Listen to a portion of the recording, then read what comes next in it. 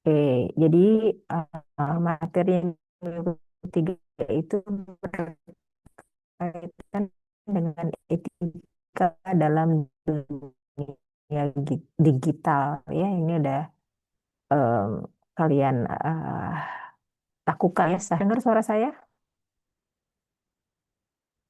masih bisa terdengar kah? Bisa, Ibu.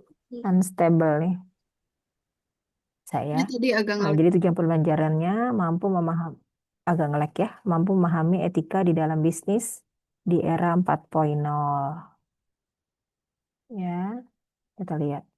Nah, jadi yang pertama itu di dalam masyarakat informasi ya, mencerdaskan kehidupan bangsa sebagai bagian dari masyarakat informasi dunia. Jadi artinya kalau kita akses ya informasi di dunia digital ya, maka harusnya informasi itu adalah bagian daripada upaya untuk mencerdaskan kehidupan bangsa. Jadi artinya informasi yang seliweran ya di dunia digital, di dunia maya itu harusnya uh, dalam rangka untuk mendidik gitu ya, agar jadi cerdas ya bangsa ini. Uh, Kemudian bagaimana ketika kita posting, ketika kita baca dan kita anggap itu bermanfaat, kemudian kita men-share ulang atau merepost ya, itu haruslah uh, sesuatu yang mendidik gitu ya informasinya, bukan sesuatu yang sebaliknya ya, apakah itu hoax, apakah penipuan. Nah, etikanya begitu harusnya. Nah, kemudian hal yang dapat dilakukan untuk proteksi diri. Nah, ini keamanan ber, ber, apa namanya, keamanan digital lah ya. Dari pertama kita sendiri itu ya harus memproteksi diri kita. Seperti buat sistem perlindungan terhadap database ya, database data pribadi. Jadi data kita itu dijaga jangan sampai kita terkena phishing gitu ya, atau hmm, bisa kemudian tidak membocorkan data pribadi ke pihak lain. Kemudian tidak mengekspos ke ranah publik baik online maupun offline. Nah, ini yang kadang-kadang nggak sadar ya, ternyata kita bentar ya,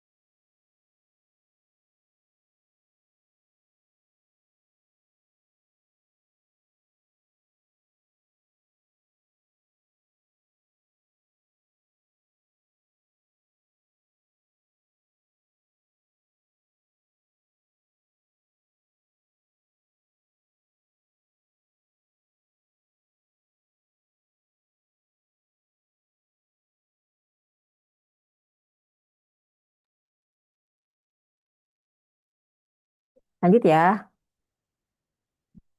Nah, apalagi tadi ya, nggak expose data ke ranah publik ya. Walaupun itu ceritanya foto, nah, itu juga harus hati-hati. Berarti harus siap ya, kalau terjadi apa-apa. Kemudian selalu memperbarui antivirus di komputer dan ponsel pintar. Nah, jadi update ya, bukan apa namanya merepotkan. Update itu salah satunya adalah antivirusnya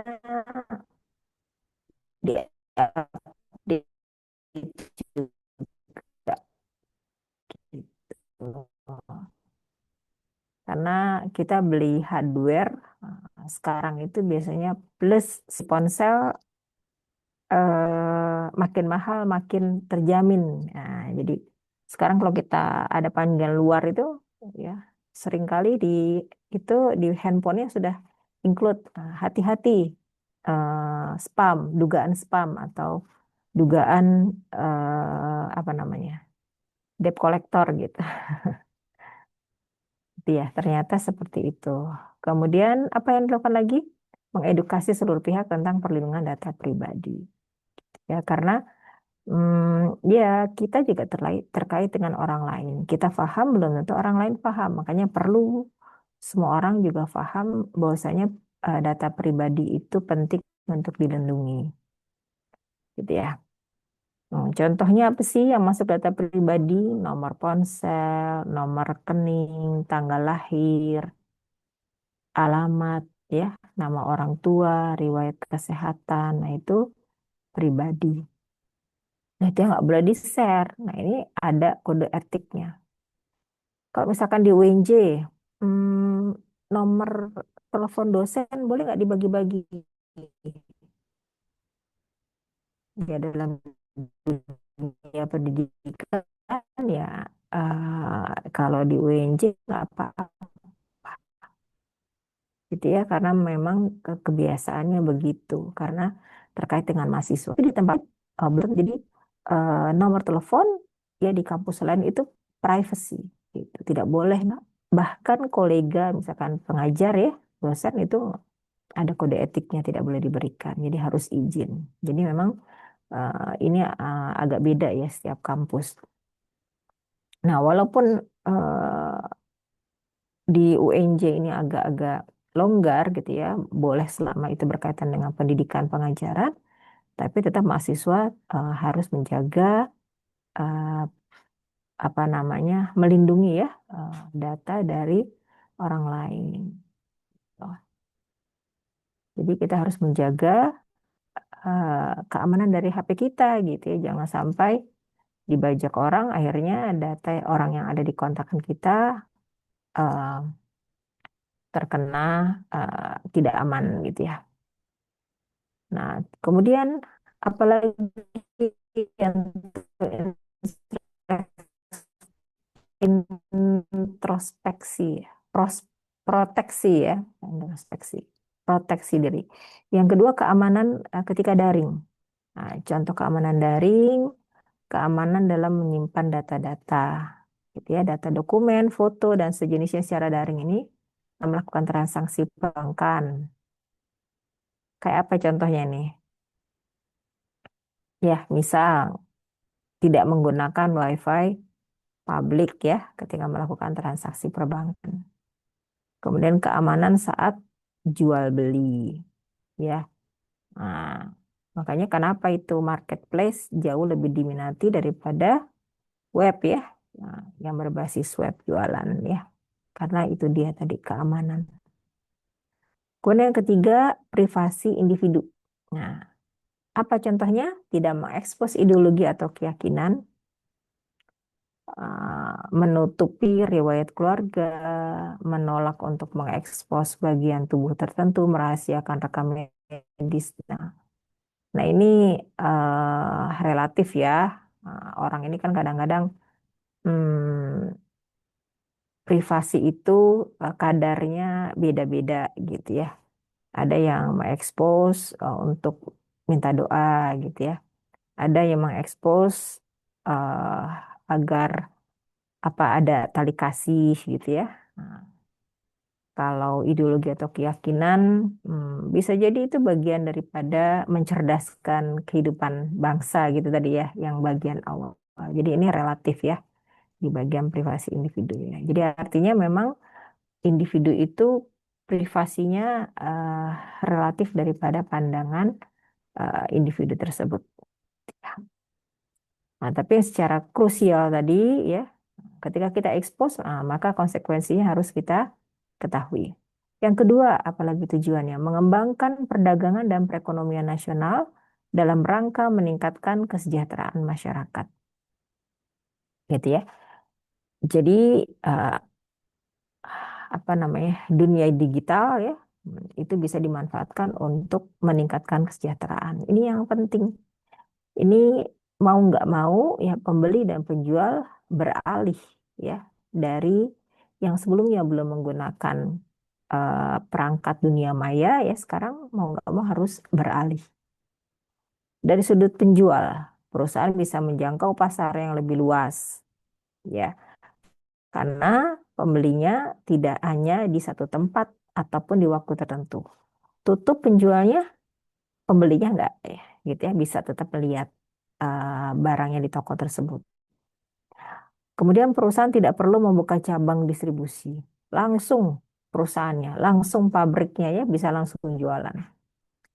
Terdapat pengeluaran yang lebih sedikit karena tidak butuh karyawan yang begitu banyak. Gitu ya. Karyawan untuk bikin konten cukup satu atau dua kalau banyak. Ya. Kalau kecil cukup satu, bahkan bisa merangkap macam-macam. Ya. Jadi terdapat pengeluaran yang lebih sedikit karena tidak butuh karyawan yang banyak. Harga barang jadi lebih murah karena biaya operasional bisa ditekan dan lebih murah. Itu dari sudut penjual. Dari sudut pembeli, pembelinya nggak perlu datang ke toko untuk membeli barang yang dibutuhkan. Sehingga pembeli bisa menghemat waktu, biaya perjalanan. Nggak perlu jajan lagi ya. Kalau kita pergi ke toko kan, atau pergi ke mall ya, jajannya lebih mahal atau sama ya dengan barang yang mau dibeli. Gitu. Bahkan pembeli juga bisa membeli barang dari luar negeri dengan lebih murah. Ada yang pernah beli dari luar ya, marketplace luar ya, kayak Alibaba, Alibaba Express ya, barangnya lebih murah dengan barang yang sama gitu. Bahkan bisa gratis ongkir ya, belanjanya murah. Sementara kalau kita nggak lewat itu perang dagang ya, nggak lewat marketplace itu mm, pengirimannya mahal pastinya ya. Kemudian para pembeli juga bisa membandingkan harga melalui internet. Jadi barang yang sama, barangnya speknya sama, itu bisa harganya jauh lebih murah gitu kita dapatkan. Ya, kita bisa pilih ya mana yang paling murah. Nah, kemudian meningkatkan efektivitas dan efisiensi pelayanan publik. Ya, ini banyak sekali ya aktivitas. Ah, Kenapa, Mas?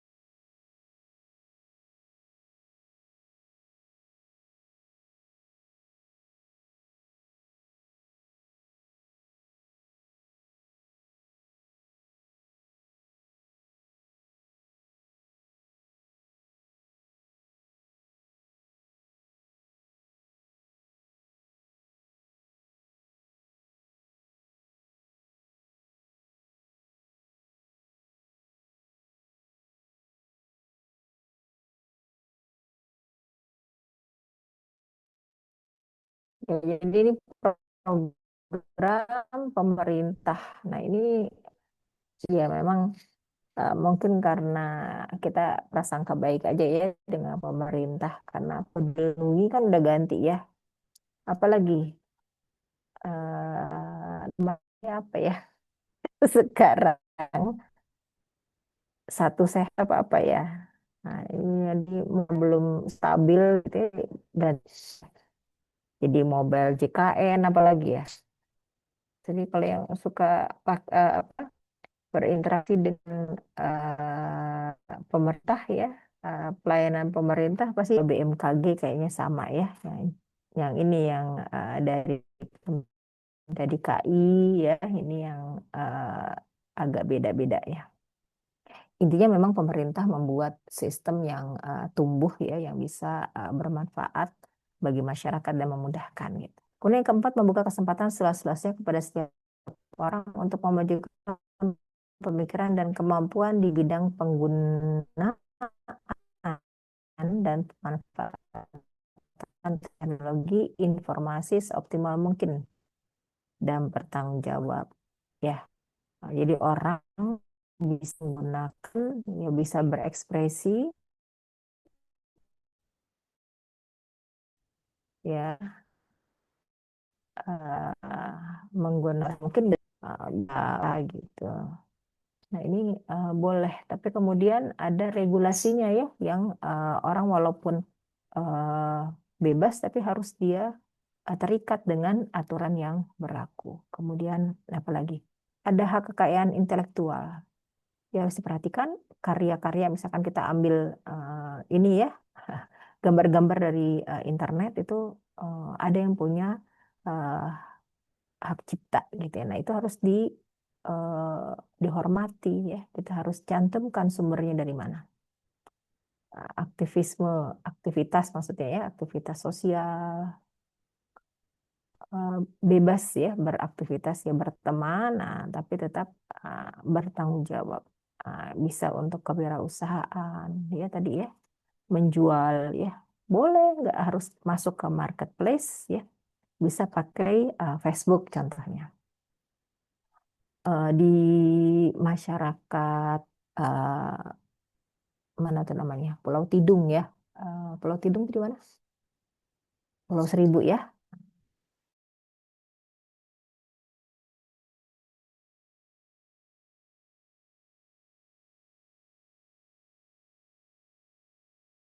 Yang jualan pisang goreng ya.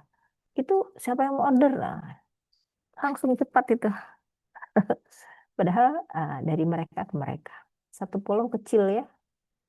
Jadi mereka, kebutuhan mereka banyak ditopang dari tadi ya, usaha, wirausaha. Kemudian etika informasi. Nah, itu harus ada etikanya informasi yang tadi ya. Privasi, kemudian tidak melanggar eh, orang lain ya. Nah, yang kelima, memberikan rasa aman, keadilan, dan kepastian hukum bagi pengguna dan penyelenggara teknologi informasi. Nah, ini ya, menjamin hak warga negara, mendorong partisipasi masyarakat, meningkatkan peran masyarakat dalam pengambilan kebijakan publik dan pengelolaan badan publik yang baik, mewujudkan penyelenggara negara yang baik, mengetahui alasan kebijakan publik, mengembangkan ilmu pengetahuan, meningkatkan pengelolaan, dan seterusnya. Gitu ya. Saya lupa nih, kalau saya nggak bawa charger, jadi harusnya jangan lama-lama ya. Oke, saya stop. Coba saya minta diskusinya yang kemarin apa ya soalnya? Nggak mau di stop ya. Ngehang nih.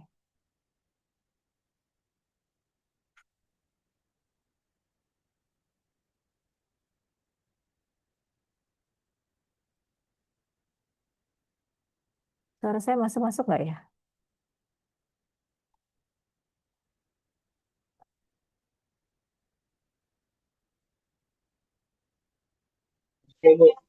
Masih. Oke. Saya minta kelompok satu ini nanti saya stop ya. Ini belum bisa nih karena ngehang. Oh iya. Kelompok satu siapa tuh? Kelompok satu ini saya udah buka. Ada Ilyas Fauzan Yarisuni, ada. Hadir, Bu. Iya, Naufal Abian, Noval Abian ada, dengan Jusra Brian Sosial Daily. Hadir, Ibu. Iya. Gimana kamu membahas tugas untuk diskusi ya? Bagaimana etika dalam bisnis digital dilakukan? Misalnya menggunakan PIN orang lain dalam berbelanja barang di Tokopedia atau menggunakan lagu orang lain di Instagram. Ya, Instagram kan pakai lagu ya. Seperti apa? Kemarin ada tugas diskusi dan dua ya, diskusi dengan penugasan ya. Oke, silakan. Kelompok satu mana? Boleh dipin Baik, Bu. hostnya siapa? Eh, mohon tunggu waktunya sebentar ya, Bu. Oh, ya di apain ya? Dipin hostnya Umni ya.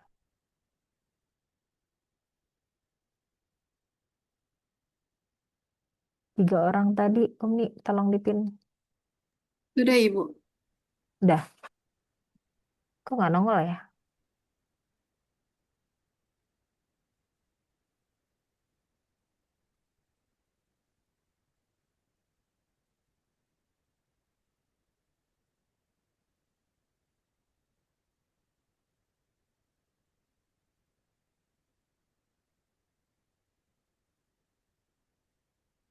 Belum ada, Ibu.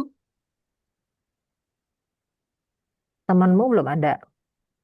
Eh, di Ibunya udah ada belum? 3 orang tadi. Belum, belum ada. Belum ada. Mm-mm, belum kelihatan.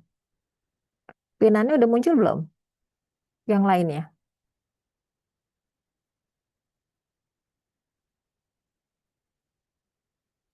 Di saya belum muncul pinnya. Kalau pin kan harusnya di layar utama ya.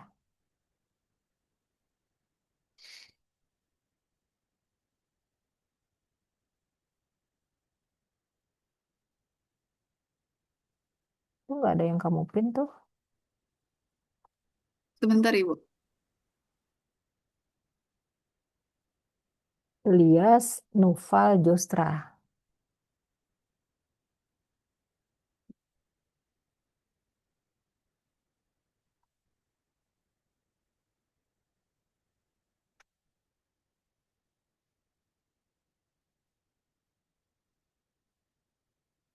Oh itu.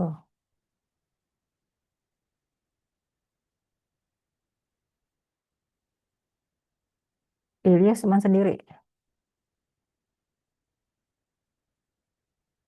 Jostranya mana?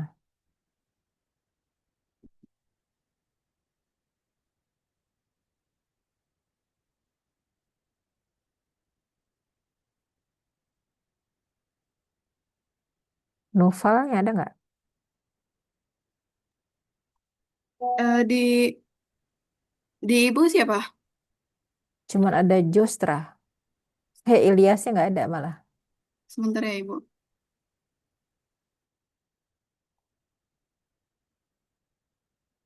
Elias ada, Jovan ada, Noval. Novelnya nggak ada ya? Nggak ada nih.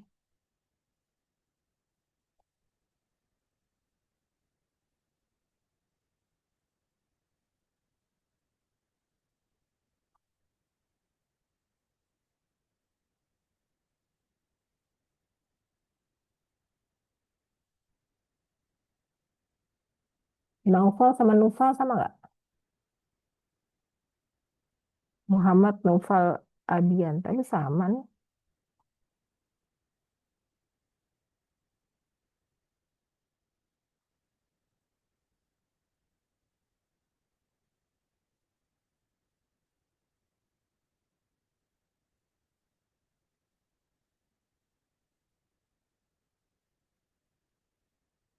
Noval Abian. Oh ini Muhammad Noval Sudah terlihat Abian. belum, Bu? Ah, Sudah terlihat belum? eh, Belum ya? saya nggak ngelihat pinnya sih. Ya udah nggak apa-apa. Silakan. Tiga-tiganya ada nih. Nulisnya di kertas dengan di eh, nama di ini beda. Berarti yang ngetiknya Yang ngetik tugasnya siapa? Kamu ceritain coba diskusinya gimana sih? Kok bisa namanya salah? Yang ngerjain satu orang apa gimana? Kan kalian semester 3 ya? Masih belum akrab sama temennya.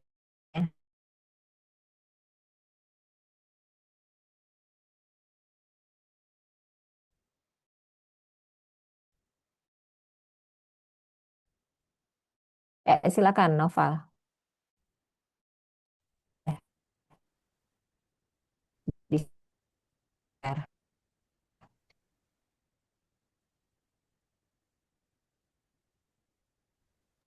Suaranya nggak ada, Abian.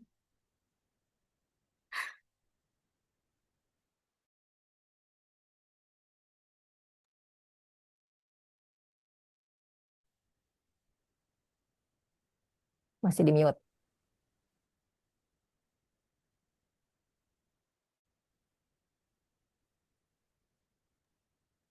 Headsetnya ada kayaknya.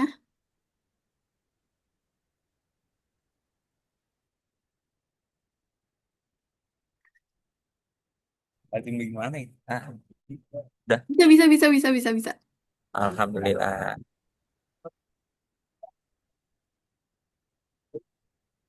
Udah masuk kan nih? Oh ya udah deh. Sudah, Mungkin silakan. yang presentasi bisa resen aja kali ya Bu, biar kelihatan di layar ibunya. Mm-mm. Karena nggak bisa dilihatin. Silakan, raise hand. Nggak bisa dipin nih ya. Raise hand aja Ilyas Jasrana. Silakan.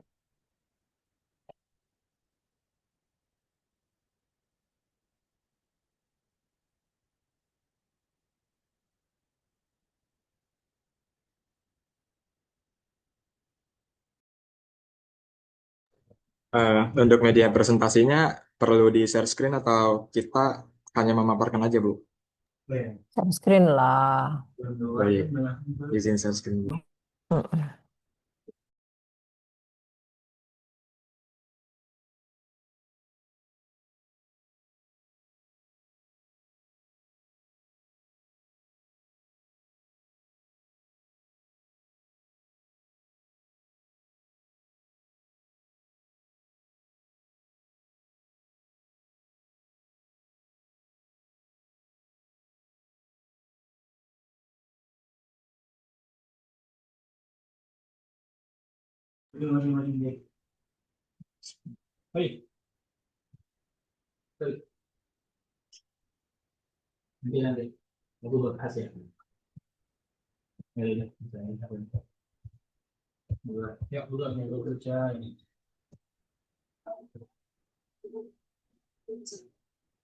Apakah sudah terlihat share screen-nya? Ya, sudah, silakan. Baik, Bismillahirrahmanirrahim. Assalamualaikum warahmatullahi wabarakatuh.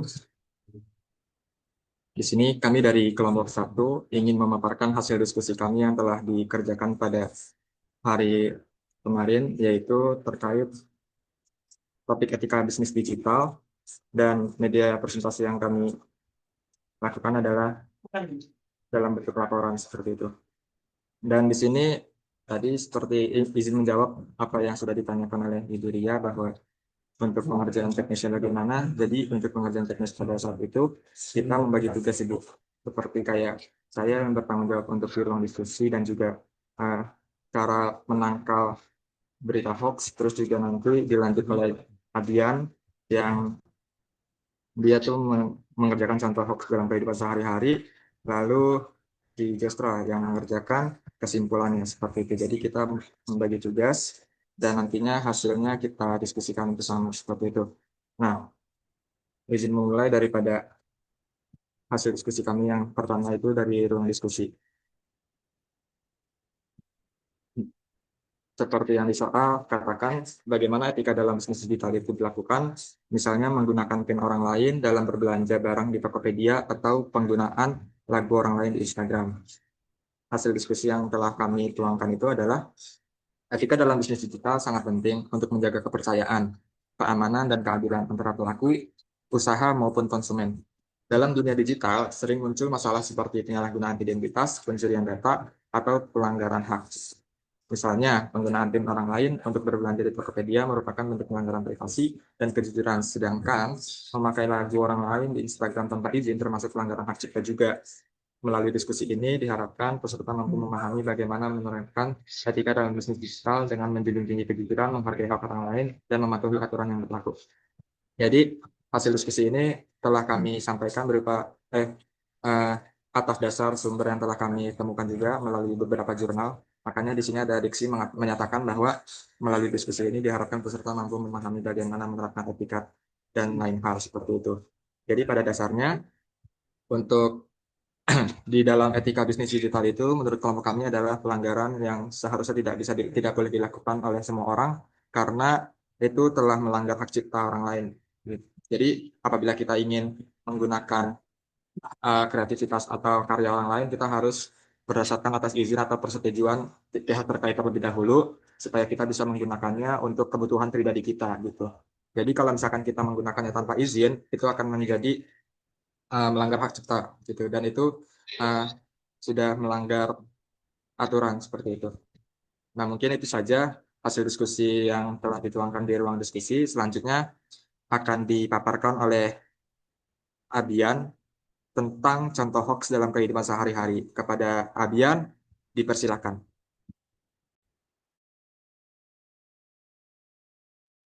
Tes, tes. Sebelumnya, apakah suara saya terdengar dengan jelas? Jelas, Abian? Oke. Mungkin kita lanjut ke tema berikutnya yaitu tentang contoh hoax dalam kehidupan sehari-hari. Seperti yang kita ketahui ya bahwasanya di era digital ini informasi itu menyebarnya dengan bisa dengan sangat cepat dan menyebarnya sangat luas melalui media sosial, aplikasi pesan instan maupun situs berita daring. Namun sayangnya di balik suatu keuntungan ini ada namanya ancamannya, yaitu semua informasi yang tersebar tidak semuanya berisi tentang kebenaran. Fenomena hoax atau berita bohong menjadi salah satu tantangan besar dalam kehidupan masyarakat modern yang dikutip dari jurnal Juli Suara dan Murianto 2021. Hoax merupakan informasi palsu yang sengaja dibuat dan menyesatkan pembaca serta berpotensi menimbulkan keresahan sosial. Keberadaan hoax tidak hanya berdampak pada individu, tetapi juga mengganggu stabilitas sosial, ekonomi, bahkan politik. Contohnya, seperti yang pertama ini ada contoh hoax di bidang kesehatan, yaitu pada masa pandemi COVID-19, beredar besar beredar pesan di WhatsApp yang mengatakan bahwasanya minum air garam bisa menyembuhkan COVID-19, padahal informasi tersebut tidak memiliki dasar ilmiah menurut jurnal yang kami petik. Lalu hoax kesehatan adalah salah satu jenis hoax paling berbahaya karena dapat mempengaruhi pola pikir masyarakat hingga mengancam keselamatan jiwa. Dan kalaupun teman-teman ataupun ibu mendengar di akhir-akhir ini ada sebuah video yang diunggah di media sosial yang isinya tuh sebuah teknik kesehatan di mana mereparasi DNA melalui artificial intelligence, yang mana itu merupakan sebuah hoax. Lalu selanjutnya ada hoax di bidang sosial. Yaitu di media sosial sering muncul kabar artis ataupun tokoh masyarakat meninggal dunia padahal faktanya masih hidup. Hoax semacam ini menimbulkan keresahan serta merusak nama baik orang yang diberitakan. Meneg- Menurut jurnal, mereka menegaskan bahwasanya hoax sosial sering digunakan untuk mengejar sensasi menarik dan menarik perhatian publik melalui emosi pembaca. Lalu selanjutnya ada hoax di bidang ekonomi. Di dalam bidang ekonomi digital, banyak beredar informasi palsu tentang diskon besar-besaran di toko online yang ternyata penipuan. Konsumen yang tertipu tidak hanya kehilangan uang, tetapi juga menurunkan kepercayaan terhadap pedagang daring. Menurut jurnal, mereka menekankan bahwasanya literasi digital yang rendah membuat masyarakat rentan terhadap penipuan ekonomi berbasis hoax. Selain ketiga contoh tersebut, ada juga beberapa jenis-jenis hoax lain, yaitu ada hoax murni atau ya, yang yaitu sebuah informasi yang sepenuhnya palsu. Ada juga hoax dengan fakta yang dipelintir. Lalu ada juga hoax dengan judul yang menyesatkan atau clickbait. Lalu ada hoax manipulasi berupa gambar ataupun video. Ada hoax konspirasi, dan yang terakhir ada hoax konspirasi. Setiap jenis memiliki dampak yang berbeda, namun sama-sama berbahaya jika tidak ditangkal dengan baik. Mungkin selanjutnya ada pembahasan tentang cara menangkal hoax yang akan dibawakan oleh Joshua. Oke, baik. Izin melanjutkan mengenai cara menangkal hoax. Salah satu upaya yang dapat dilakukan untuk menangkal hoax adalah dengan mengembangkan 8 elemen esensial literasi digital, yakni cultural atau memahami konteks. Kemudian kedua yaitu kognitif, meluaskan pikiran, konstruktif, menciptakan hal positif. Kemudian yang keempat yaitu komunikatif atau cakap berkomunikasi dan berjejaring. Kemudian yang kelima yaitu confidence, percaya diri dan bertanggung jawab. Kemudian kreatif, melakukan hal baru, kritikal, yaitu kritis menyikapi konten, kemudian civis mendukung keterwujudnya society. 8 elemen literasi digital yang dikemukakan oleh Bill Shaw pada tahun 2011 ini dapat menjadi pijakan untuk memahami mekanisme atau cara kerja di literasi digital. Nah, pada perkembangannya, literasi digital dapat dimanfaatkan untuk sejumlah kepentingan. Literasi digital untuk membendung radikalisme, menangkal cyberbullying, menanggulangi hoak, dan sebagainya. Pada penelitian ini juga dijabarkan tentang proses literasi digital yang dimanfaatkan untuk menangkal hoaks di era disrupsi. Menurut Kementerian Komunikasi dan Informatika pada tahun 2024, layanan aduan konten membantu masyarakat dalam melaporkan hoaks. Kementerian Kominfo juga menjelaskan ada 3 cara untuk menangkal berita hoaks, yaitu cyber drone, cyber patrol, dan laporan masyarakat. Nah, pertama, kita perlu tahu cara kerja cyber drone dan cyber patrol. Nah, cara kerjanya itu membantu menapis dan menemukan konten serta pelaku penyebaran konten negatif di media sosial. Adapun kedua cara ini sudah dilakukan sejak 2019 lalu. Fakta menariknya, kini cyber drone telah di-upgrade dengan teknologi terbaru dengan memiliki nama Cabe Drone. 9 cara kerjanya tidak lagi melacak konten dari kata-kata saja, tetapi juga menggunakan angka. Kemudian yang kedua itu laporan masyarakat. Nah, laporan masyarakat adalah mekanisme yang disediakan oleh Kementerian Komunikasi dan Informatika atau Kominfo agar warga bisa berpartisipasi aktif melaporkan temuan konten negatif, termasuk hoaks, di ruang yang berada di ruang digital. Melalui layanan ini, masyarakat menjadi mata dan telinga pemerintah, membantu mendeteksi lanjuti konten-konten yang merasakan. Nah, dari tugas dan ruang diskusi kami bisa menyimpulkan bahwa hoax dalam kehidupan sehari-hari itu terbukti sangat berbahaya karena dapat memengaruhi berbagai aspek, mulai dari kesehatan, sosial, hingga ekonomi. Keberadaannya pun menimbulkan keresahan, menurunkan kepercayaan, bahkan berpotensi mengancam keselamatan. Untuk menanggulanginya, pemerintah telah memanfaatkan teknologi seperti cyber drone dan cyber patrol sekaligus membuka ruang partisipasi masyarakat melalui laporan konten. Namun, langkah paling mendasar terletak pada penguatan literasi digital dengan kemampuan kritis, komunikatif, konstruktif, dan tanggung jawab sebagai warga digital. Masyarakat dapat menjadi filter utama dalam memilah informasi, mencegah penyebaran hoaks, serta membangun ekosistem digital yang lebih sehat dan terpercaya. Nah, di sini juga kami menyimpulkan bagaimana etika dalam bisnis digital itu dilakukan, yaitu pertama, menjaga pelindungan data pribadi, yaitu dengan tidak memojokkan informasi sensitif serta memastikan keamanan perangkat. Kemudian yang kedua itu menerapkan keamanan daring dan privasi individu, misalnya dalam transaksi perbankan, jual beli online, serta kehati-hatian dalam menampilkan identitas atau keyakinan di ruang publik digital. Kemudian yang ketiga yaitu etika bisnis